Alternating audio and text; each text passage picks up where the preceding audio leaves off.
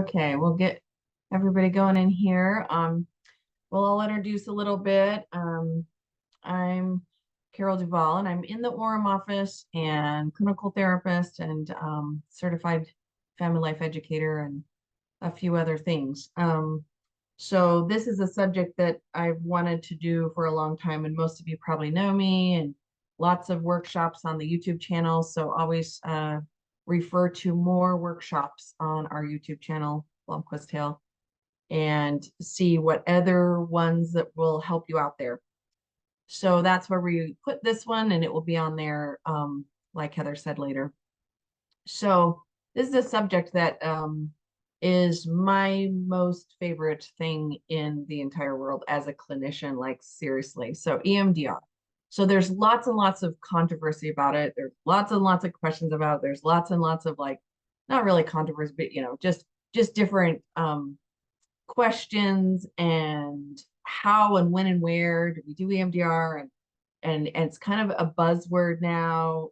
It's not just a fad. It's just 45 years of research that's really coming through. And so I'm really excited to talk to you about EMDR today and my experiences with it. And, it's well researched. We're not going to go into all of that. We're just going to do some basics today. And hopefully we're going to help you understand it a little better and explain a little bit more about the modality and how it's used in different types of therapy. Of course, at Blomquist Health, we're short-term solution focused. So we have it's a little bit different there. So, and long-term therapy is how we're gonna talk about that too. So let's do some basics, right? We're gonna talk about what it is. I'm gonna define a whole bunch of things, and we're gonna talk about why EMDR is widely used, and just like basically why do we use EMDR? Who is EMDR appropriate for? When? What's the timing, right? When would you qualify for that? When would you want to start EMDR, and really what that would look like? And of course, it's different for everything, but there's some basics. This is just basic stuff today. Let's see. Let's get everyone in here. Okay, so EMDR stands for eye movement desensitization reprocessing. So eye movement, desensitize with eye movement or with bilateral stimulation, when we're going to talk about that. It's not just eye movement. That's a big myth about that. And then the reprocessing. So we do a lot of processing, right, in therapy. We do talk therapy. We process things, right, in psychotherapy. We can heal from some of those things in your symptoms, and we talk about it. Reprocessing is different. So that's the difference we're going to go over. So EMDR therapy shows that the mind can in fact heal from psychological trauma, much as the body recovers from a physical trauma. So mind and body together, it definitely heals both, honestly. It can. And physical trauma. So it's like, okay, here's the physical trauma. We can cast a broken bone and heal the body. And that takes time, right? And that takes energy and effort, and going to the doctor. So you go to a professional, you get the professionals to cast your arm that is broken, and your physical trauma is healed. Now, that does not mean the psychological trauma is healed from the broken bone, right? Especially if there's other complex traumas with that, okay? Like, for example, if it was a car accident and you broke your arm, okay, your arm's healed, but the trauma from the car accident is complex, and it's got other components to it. So EMDR is three-pronged: past, present, and future, okay? So we go into all three of those for sure, because present is your present symptoms. And future, I do a ton of future templates, and I'll go over that too. But here's the past, definitely. Getting Past Your Past is Shapiro's book, that the main book that I have people get. And I know I'll go fast through all these, but it's all here, and you'll get the PowerPoint and the recording. But yes, so Getting Past Your Past is about the past. It is literally everything that's stored in the body. And so, but here's the present, right? It's causing the symptoms now. And then this is why I'm fearful of the future, because this has happened before. So if this has happened, then this means this can happen. And so that's why I do a lot of future templates. Past events, then present issues, finally anticipating the future situations are targeted in therapy. So then we get to the future. It's like, oh, that meeting, or you driving again, after the car accident, or some phobia. So the 8 phases I'm going to go over. There's 8 phases of EMDR and the approach that helps people recover from trauma without talking about the trauma. We don't really talk that much when we do EMDR. So Francine Shapiro was the founder of EMDR, and she's an educator who originated the development of the eye movement, desensitization, bilateral stimulation, EMDR, the whole thing, the forms of psychotherapy from the AIP model. So this is for resolving, and resolving is going to come up, and I bolded that word because resolving is going to come up many times, because honestly, there's too much research. I've done it several years. I've done it myself, resolving the symptoms. They're resolved. And so the traumatic event is not disturbing. You can see it and it happened and there's a memory of it, but it's not disturbing when you get done with EMDR or an EMDR session over one target memory. So the adaptive model, information processing, is a theory behind EMDR therapy. And so it processes, the brain processes that traumatic information.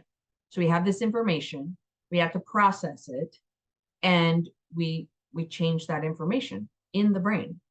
And so it links the experiences, and we have learned from these experiences.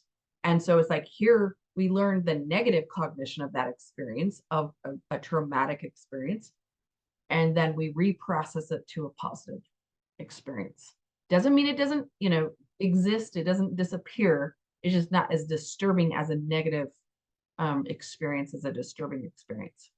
So bilateral, this is just some definitions. Some bilateral stimulation is any rhythmic alternation that goes back and forth.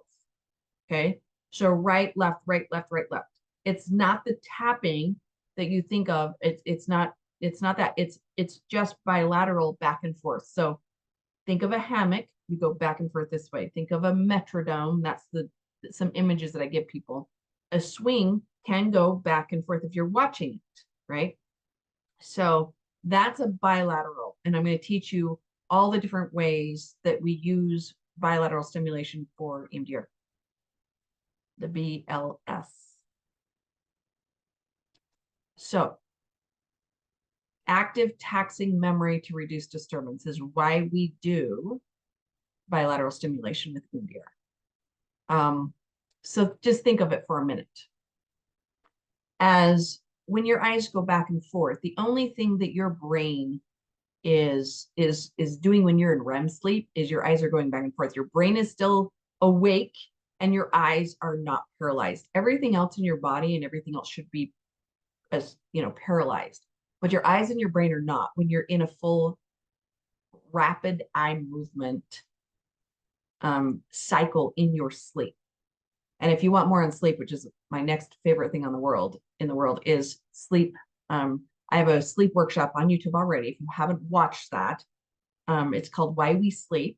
It's very important to understand your REM cycles and to get those sleeps, because when your REM cycles are happening in your sleep, you're actually repairing your brain. Your brain shrinks 20% in the middle of the night. Your gut goes back to the right pH balance. It's so important. So when Shapiro like figured, like thought, like she was moving her eyes when she was thinking of a disturbing situation, and it actually reduced her body symptoms. And that's how she came up with it. But it was all formed in a very scientific way. And bilateral stimulation is very scientific. Now, I think EMDR processing the whole model, me personally, it is an art. It's an art to me. I go through a beautiful dance with EMDR with my clients. And whether we do eye movement, which is back and forth, with fingers or online, and this can all be done 100% through virtual therapy. And I love it. There's the research shows it's exactly the same thing. You can have earphones in and hear sounds in each ear. So it's bilateral. You can have eye movement. You can have the butterfly hug, which, if you can see me, is just back and forth. And I use this 98% of the time. So you're just doing butterfly and it's just going back and forth. I love that because you're hearing your hands hit your arms, your shoulders. So you hear it in each ear too. And then you also are hitting each side of your body. Now, if you go up here a little bit to your lymphatic system, which is right here, big part of your lymphatic system, it's even better. So feet up and down, up like this. You can't see my knees, but you're bouncing your knees up and down. You're bouncing your hands on your knees back and forth. So, and you can hit, so if you're doing it with a child, or I do couples EMDR, you can hit each other on your knees and face each other. You can, bounce your shoulders with your kiddo. You can bounce back and forth on your shoulders. I have parents bounce back and forth on their child's back when they are going to sleep. It's all scientific. This is just bilateral. Bilateral calms the body. End of story. Scientifically, it calms the nervous system. So we can just use anything that we're tapping in. It's called, like, we're tapping in. And I'm going to go over this book, right? So Tapping In by Lauren Purnell talks all about this. And you can just tap in pretty much anything. And we really want to tap in positive things. So as your child is going to sleep and you're reading them a story, they're reading a story to you, you're tapping on their feet, you're tapping on their shoulders, you're tapping on the back of their back, on their knees, back and forth, and just, back and forth bilateral, anything like that. So we want, and we start out with disturbances, right? 1, no disturbance or 0 disturbance, and 10 being super disturbing, where your body is very, very activated. And I call an 11 out of 10, like when you're throwing up, like we're in a full panic, streams, that's an 11, So a 10 is very, very, very disturbing. And so anything that we got to get back to a 7 out of 10, we get there by doing lots of resourcing. And so let's see, what else did I not cover? So buzzers in the ear, the light bar is one way that we can do bilateral. So you're just watching, there's an equipment that some therapists will have a light bar and you follow the light back and forth instead of a finger. And then buzzers. And this is like, if I'm in person, I'm using these. They're not cheap, they're a little pricey, but you can buy these yourself. So these are buzzers that go back and forth and you just hold them in your hand and they go back and forth with, they buzz. And I can control the speed, which is also part of bilateral stimulation. There is a science to the speed of it. So the butterfly hug, we can control too. The ears, we can control. The light bar, I can control. And so we can just, speed up the tapping on yourself or slow it down. And these buzzers, we can go higher or lower. And so that's some equipment that we use for bilateral. And so these are awesome. My clients love them. You can put them under your thighs in the therapy session. You can hold them. And it just goes back and buzzes on each side of your body. Okay. And go ahead and chat any questions along the way. So, and I'll check into the chat in a little bit. And so you don't forget your question and you can always send them to Heather, like she said there. And here's, YouTube on that. You can always, I put a few little YouTube videos along the way, and then more in the resources that you can check out. Okay, so these are just the phases. I'm going to go really fast. Okay. So there's 8 phases to EMDR. It is very, if you will, scripted. The original basic protocol is very, very scripted. It's very, very vital that we go through those all 8 phases, right? So you can see how this could take a while if we were doing history 1, taking history and treatment planning. That's several therapy sessions. 2, prep. Okay, so we're going to do tons of prepping and we're going to do tons of resourcing. Okay, and that's where I spend a lot of time. And so, for a long-term therapy model, you definitely want, if you're doing full-blown EMDR, then this is where we don't do history taking. We don't do a treatment plan as long as like long-term therapy. And so you want 12 sessions or more, which would be long-term therapy or CBT, so FT, so trauma-focused CBT is like 12 sessions. That's the recommended amount of time.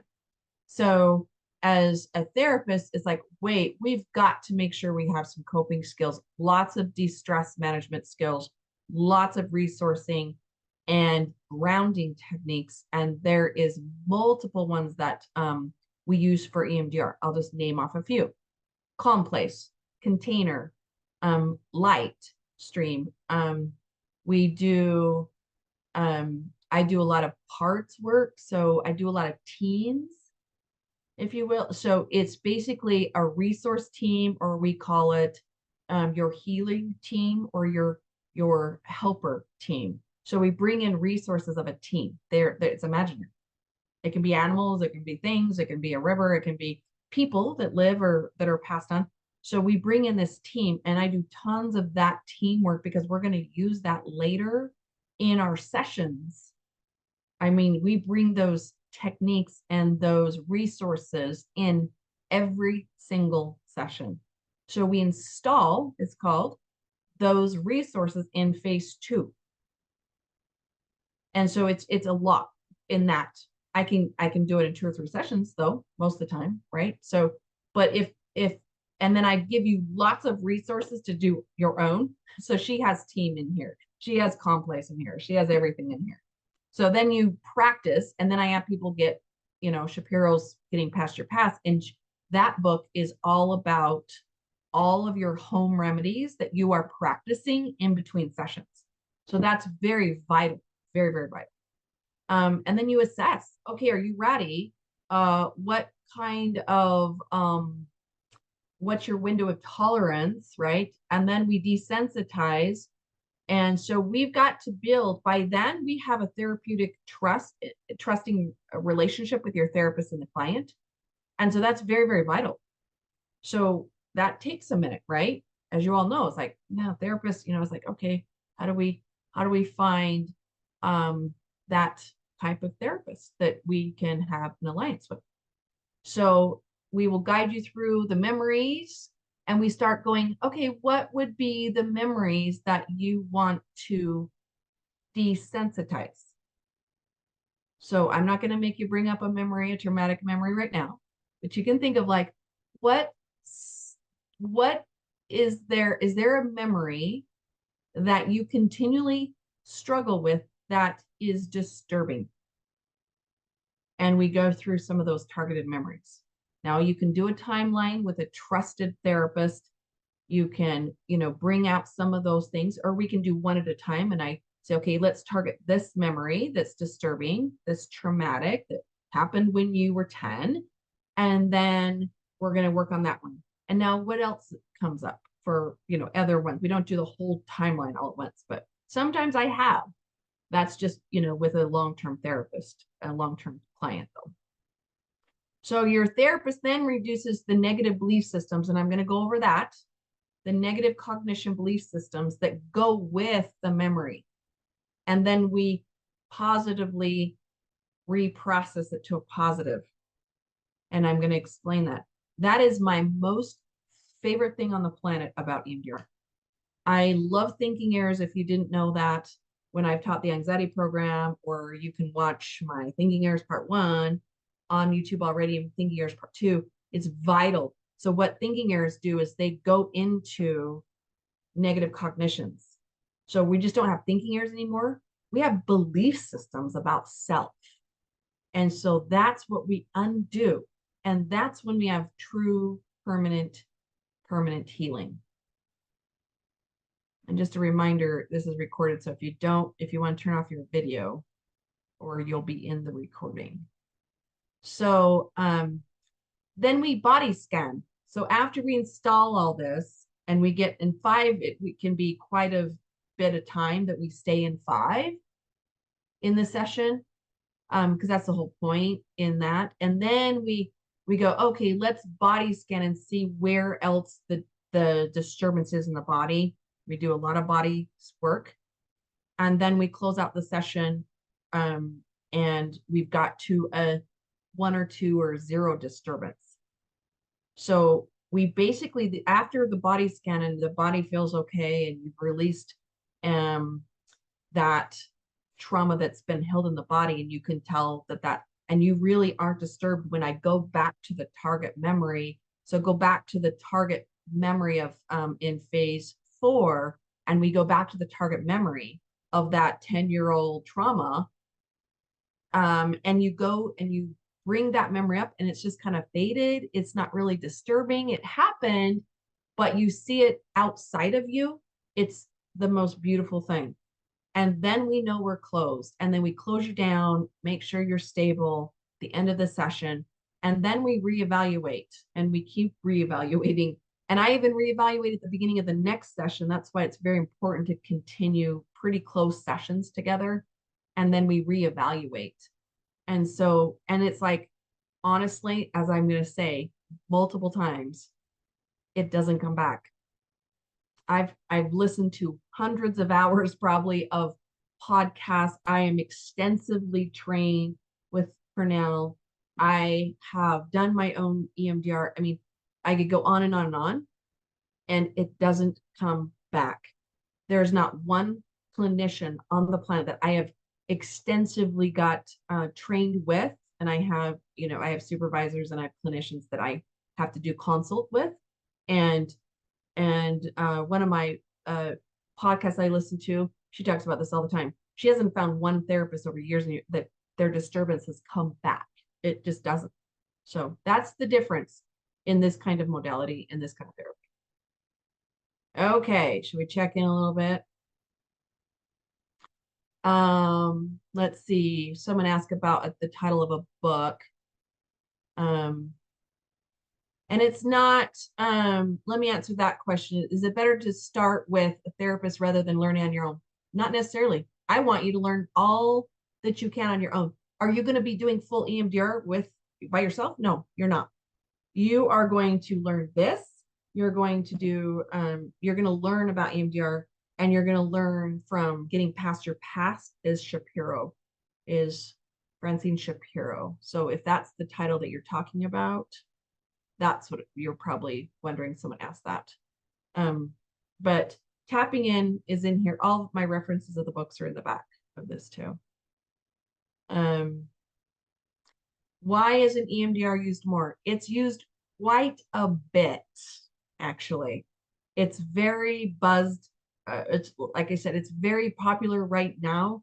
The thing is finding trained and certified different things therapist, and the ones that are very, very busy.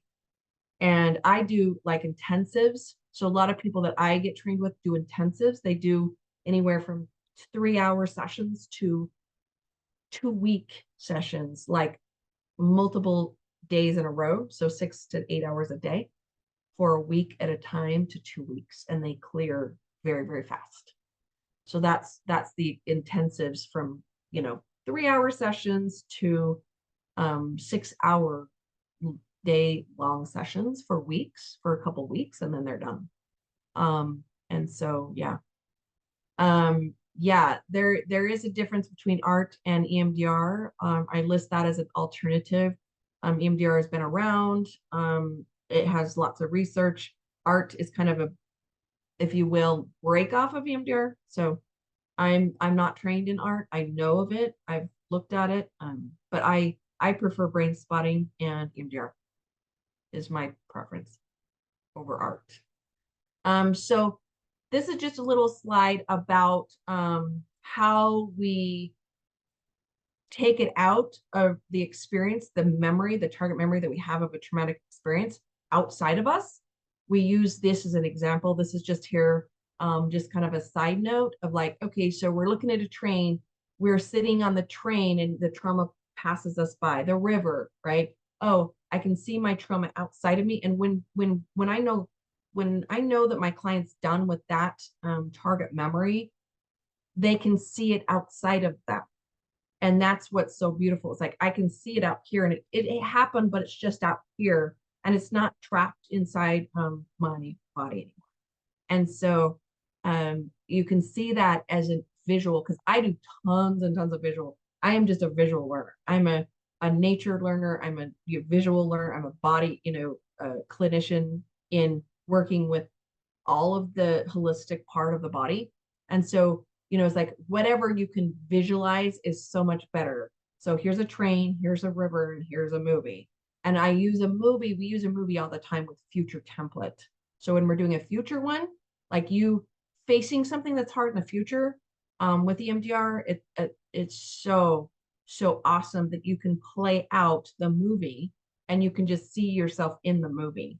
And so, anything, any disturbing situation that you're gonna have to do in the future.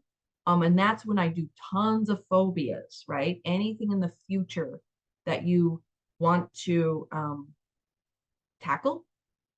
I've done it from anywhere from scared of needles to a board meeting to a test, to having a deep critical conversation with someone, a crucial conversation, any kind of relationship stuff, future stuff. So,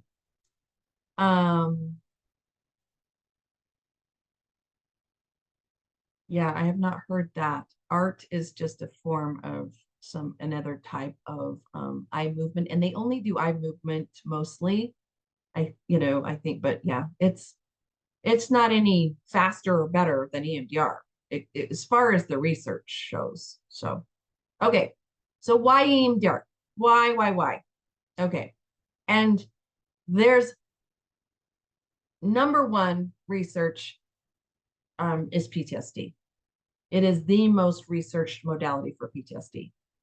But man, we have expanded that a lot in the last, 20, 30 years with neuroscience and everything else. So self-harm, addiction, any kind of addiction behavior, any kind of compulsive behavior, body image, health traumas. I do tons of, there's pain protocols, there's addiction protocols, there's regular standard protocol that goes with just about everything.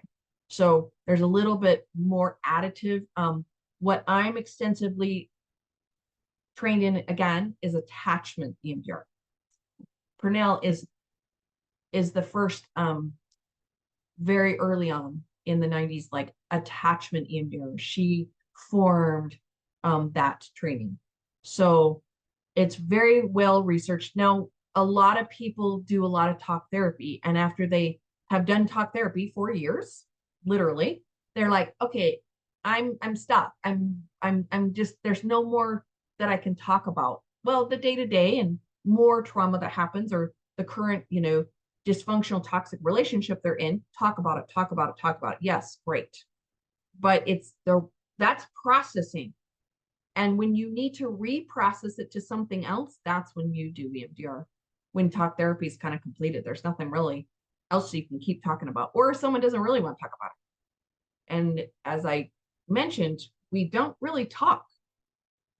We process a little bit and then we reprocess, but the processing, we talk about it, and some clients like to talk more than others, but it's not necessary. It's actually not what we want to do. We're actually just doing bilateral, and there's no talking while you're doing that, while we're doing bilateral. So the whole point of why we want to do EMDR is to replace the negative narrative cognition to the positive cognition and change the story. And I believe you me, anybody that's done it complete and has had very good success with it, they have changed it to a positive cognition from a negative cognition. And I have that list coming up. So that list of what that looks like, because you probably don't know what those look like. What is a negative cognition? What is a positive cognition? But this is just an example of all the things we treat. I mean, panic and phobias are a lot. And trust issues, that down there that's attachment.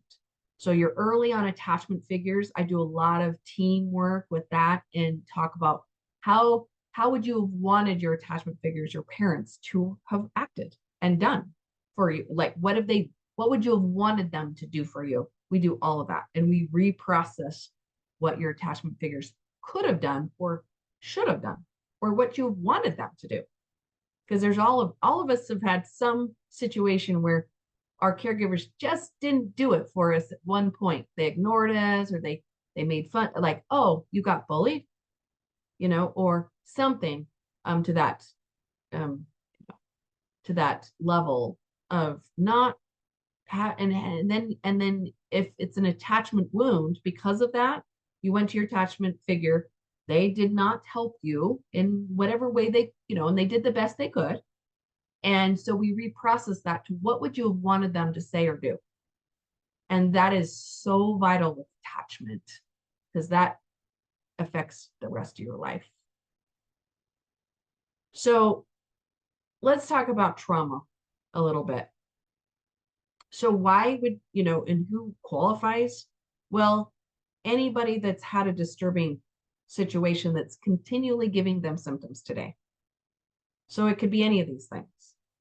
So in my trauma workshop, part 1, that talks about this. So this is the slide from that.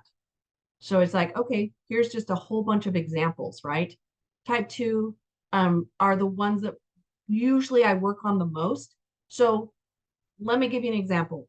Car accident again, okay? You have a one-time car accident that was a one-time, really traumatic situation, okay? But the ongoing problems from the car accident, say you did break your arm and you had to get surgery, and then you had arthritis in your arm, and then you had, maybe someone died in the car accident, or maybe someone got seriously injured, and you're scared to drive in certain situations now, post car accident. That's now chronic 2, type 2 chronic. And that's what really disturbs us. It's never the car accident. It's never the car accident. It's everything to do with the car accident, but it has nothing to do with the actual car accident. It's how you had support after the car accident, or how you had, other issues after the car accident. Maybe you lost your car and you weren't able to, have a car for a long time. Maybe you lost your job because you didn't have a car. And so it's like, it's all those compiled complex trauma that stacks on top of each other because of the trauma. That's the problem. So that's what we target usually. So developmental trauma, for example, that's on this list right here, right? This developmental stuff is so huge in attachment, bond break, and fear and abandonment, and then that goes into your long-term relationships, just hands down. That's just attachment theory. That's a whole other workshop, of course. But so here's the developmental trauma, right? So this is what happens is you're in survival most of the time, and then you can't regulate, and then your social environment, your cognition is impaired. And so the phases of healing are these. We have to stabilize, we have to process, and then we integrate. And so this is where we go through those stages of trauma. And we're constantly stabilizing, right? We have to get the cognitive brain to go back to this side of this PowerPoint here, this example, right? So we can cognitively have social emotional regulation and cognitive be focused. So when we're not present and we're not grounded, we're not in cognitive space that where we're supposed to be, right? So that's when we have brain fog, and then we have all these others. Then we're not sleeping. And then it just cycles, right? And it just loops. So this is just a little bit more about what's going on in the brain. So when we're in cognitive dysfunction, we're flooding, we're having flashbacks, we're ruminating, we have intense fear, we're in the back of the brain, we're constantly back here. And that's what we were 7, 8, or 9, or 10 in our SUDS is what's happening. So we don't get, and then we have these chemicals that are just shooting through our body and our cells. And that's where we hold trauma, is in our cells. And that's why these genes and chemicals change, because our cells are activated all the time. So when we calm the cells and we calm the body, we're not in survival stress response anymore in that situation. And we can drive, and we're not scared of driving after we've had an accident, because this is what's happening in the midbrain when we are in survival in 7, 8, or 9, or 10. We're in that high disturbance. We're hypo or hyper, but it's like we're just in this hypo, extreme stress response, and our body is really, really activated, right? And we'll get to that of like who qualifies for EMDR, about like how old, like kids, someone asked that. Yeah, hoarding disorders, definitely anything you think of, like any kind of compulsive hoarding, like there's standard protocol I do for hoarding, any kind of like from hoarding to OCD. It's the same thing, same protocol. Okay, so this is just a little slide on PTSD. You can read that later. It's just an example of really from how disturbed the body can be and what post-traumatic disorder is. And of course, I quote The Body Keeps the Score from Vanderkalt. So that's definitely in the resources in the back, but this is definitely, and this is not a book that you read all the way through. Just take it as a grain of salt, because you just skip over the parts that are all about PTSD if you need to. But that's that book if you need that reference. So complex, like I said, and we're gonna is layered situations from like the car accident, right? But think about complex grief. If there was an ongoing health issue or an ongoing grief issue of loss, then that's where it's complex in any way. And I don't know about you all, but we all have I mean, there's no doubt in the society that we live in, we have ongoing complex trauma and grief, ongoing, stacked on top of each other. So yes, you might have to come back into EMDR, you might have to come back into therapy over several years, because it's like, well, this thing stacked on top of this, but I cleared this, but now I have this new stacked trauma that happens because life is that way. So a natural disaster, car accident, again, loss of a family member, it's like, okay, here's a single event. But when it's out of the norm, unexpected, we have other layered circumstances because of that. That's the problem. Okay, so who is EMDR for?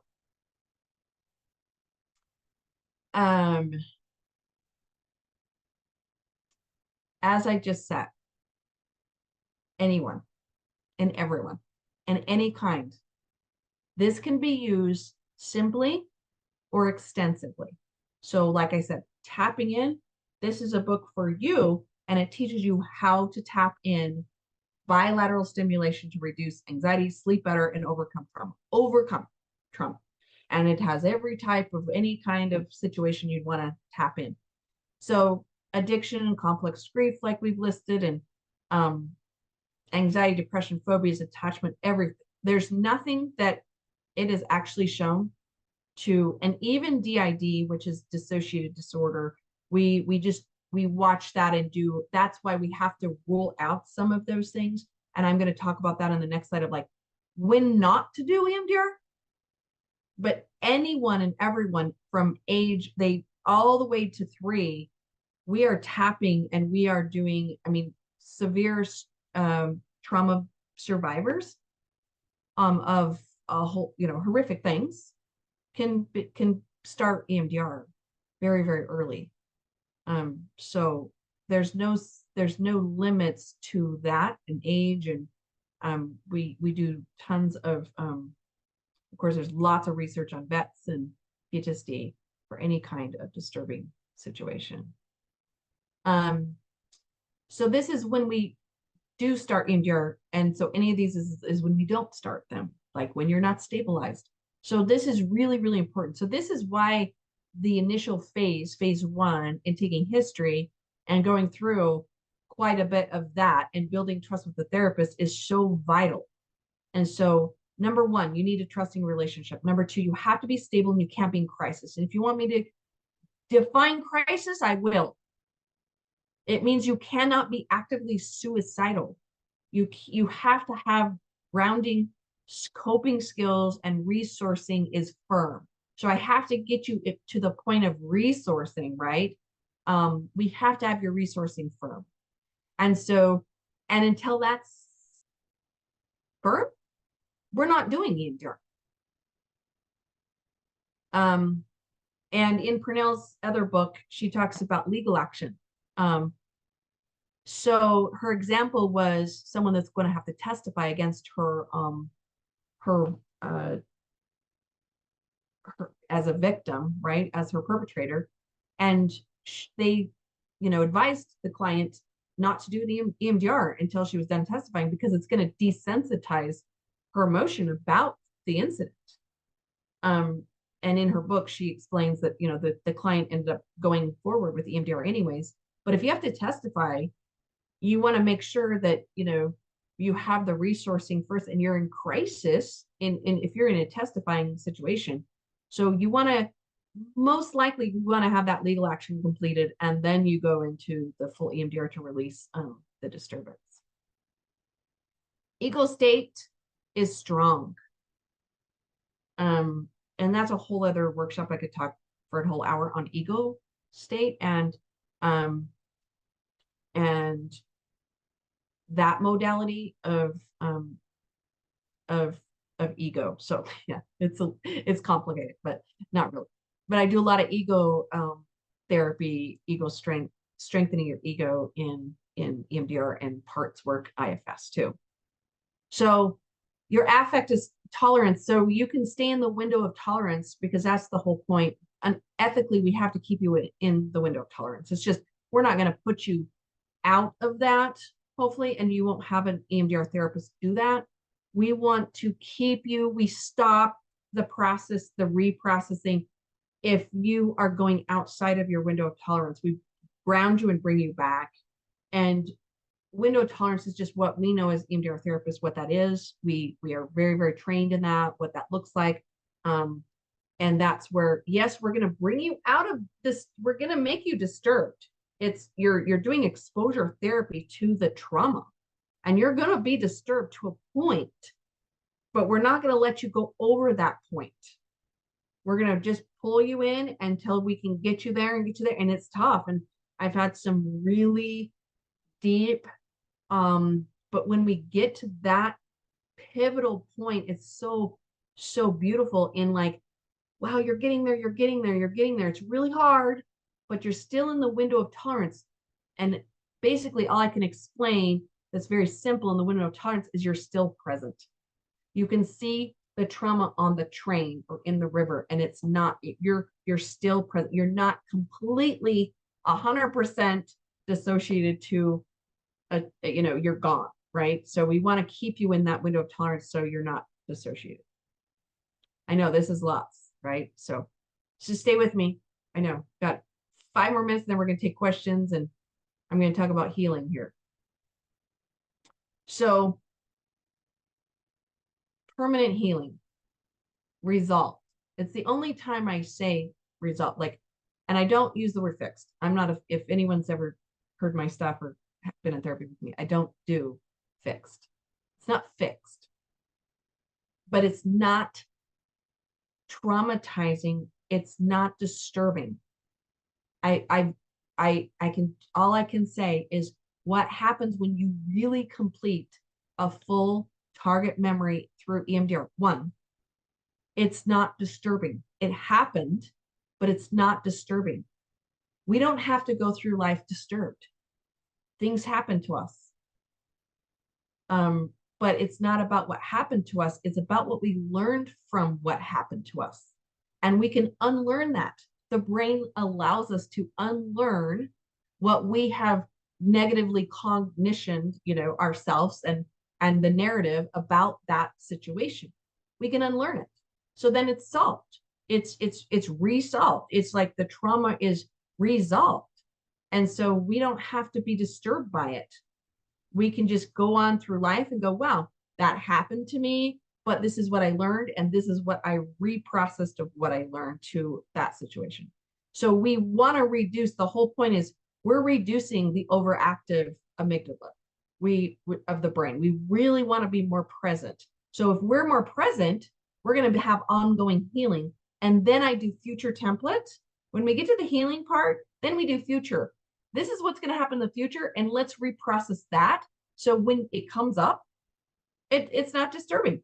I can predict and do future template with people and say, this is what you want to happen in that meeting with your colleagues, or that board meeting that's really important, that you want to voice an opinion that scares you to do. And so it's those kind of things. And then your fight, flight, or freeze is like, it has better responses and you're not overactivated. And so that's when healing happens, when you can stay in the present because you're not so worried about the future. And that's that. So a little bit about tapping in. So, you can stop for a minute, take 5 seconds. You can do butterfly tapping. You can move your knees up and down right now. You can hit your knees on top of your knees. You can hit the sides of your knees. You can move your feet up and down. You can all do all 3. Sometimes I have people do all 3. They move their knees up and down. You can't see my knees, but we're just butterfly tapping. And you're moving your feet up and down. When you're in a meeting, when I teach kids this, I teach this, like how to do this under their desk in school before a test, after a test. I mean, it's anything and anywhere. If you want to tap in something positive, the positive cognition, that's what this is, all the positive. This is positive. This is tapping in the positive cognition of self, tapping in joy, tapping in peace. I mean, and I do have a tapping in just for this book that's already on YouTube that you can watch. If you haven't watched it, it's about tapping in joy. And so, and replacing, anger, for example. So we want to just have this inner dialogue that's different. And we have to tap it in to install it into the body. And that's what bilateral stimulation does. Okay? Okay. Yeah. We can be balanced. What does she say up here? We have a natural way of healing ourselves. And she believes that EMDR is an art, as I do. It is very much an art. It's not just a science. It is very much artful to me. It's very like flow. I get people in flow and they stay right here, right? And that's where we heal. So this is the list for negative cognition. So for example, let's see, go back to the car accident. Maybe it was your fault. So then that means that you're in a responsibility, negative cognition, like you ran a red light or you didn't see the other car. And so I can't go on. I just don't deserve, right? I am a disappointment. I'm so stupid. I can't believe I didn't, stop at that stop sign. And so that will carry on. That's what is disturbing. It's not the car accident. So you think about what is going on here. Well, and then the positive is like, you know what? I can give myself some grace. I'm I'm okay. I'm allowed to make mistakes. Because a lot of the women that I work with, we have a lot of perfectionism going on, right? So when we can get to the point where we really honestly believe the narrative is I am allowed to make mistakes and I can heal, I am capable of healing, I'm capable of healing and forgiving the other person that hit me in a car accident, or so not to traumatize or trigger anyone that's had that as their trauma, but it's just one of those things. It's a fast, unpredicted thing, and we can do all the things that we try to prevent that, and wear our seatbelt and do all the safe things, and it still can happen. So that's one that's like, okay, so you punish yourself, or you can separate yourself from the problem, and it's like, I'm okay. And that's one of my favorite words. It's just, it's like, how can I just be okay? And how can I find safety in this narrative? How can I be safe now?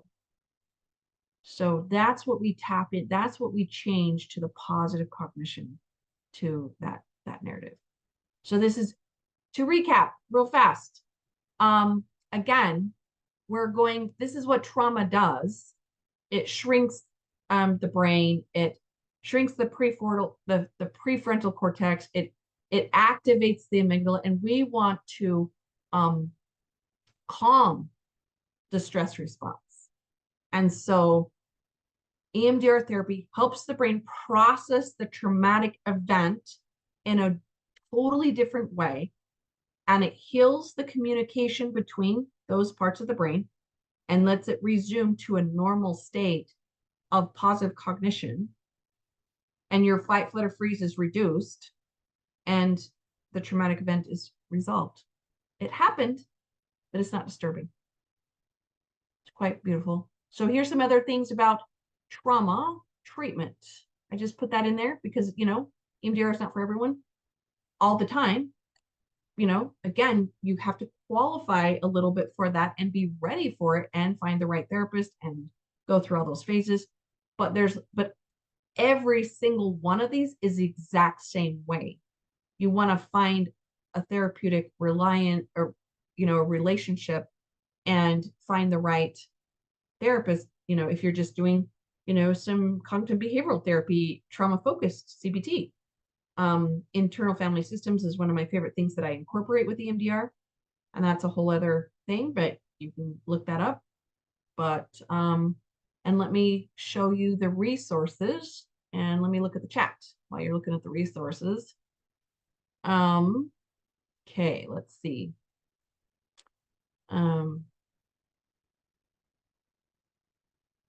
What other Heather, if you're there, did you have any questions come in while I read these? Do you have these? I didn't. We just had a bunch to the everyone chat. So, yeah. Did you see all of those? Are there any EMDR practitioners available in Ogden area? For Blomquist, there's a lot. I mean, for regular private, through your insurance or through, I'm not aware of any of our clinicians that are in Ogden that do EMDR. But you can always do virtual. Once again, science has shown, and especially more, there's quite a bit of research that's happened after COVID, that EMDR, you can do virtual from anywhere. So I do virtual, it doesn't matter where you live. You can do EMDR over telehealth. So don't forget that. PTSD from an accident. Let's see. I know I really need to hear that she's helping. I was just like, okay, so the question is, what can I do to be accepting and not hurt? And that's a little bit of definitely some attachment relationship EMDR. So you can do EMDR with couples, and I've seen it. What if I know I have issues but can't think of where they stem from? Okay, so that's a great question. Like, where do we find our trauma, and where does it start? I have issues, I have symptoms, and you write down those symptoms. I don't sleep. I have some panic. I get really nervous about this. I don't have really good relationships. I don't know how to say no. You have a boundary issue, right? So then you go, wait, where did this come from? Well, with a really good attachment therapist, EMDR therapist, we'll find where they stem from. It's like clockwork for me. It's very easy for me to find where it stems from, but it's not necessary. We just treat the symptoms, and we don't have to find an exact time. But when I say to you, when's the last time you felt like that? Oh, when I was 17 or when I was 10, or where did it start? And we float back. So when we do past, getting past your past is always floating back to an earlier situation. And oh, they'll stem from that.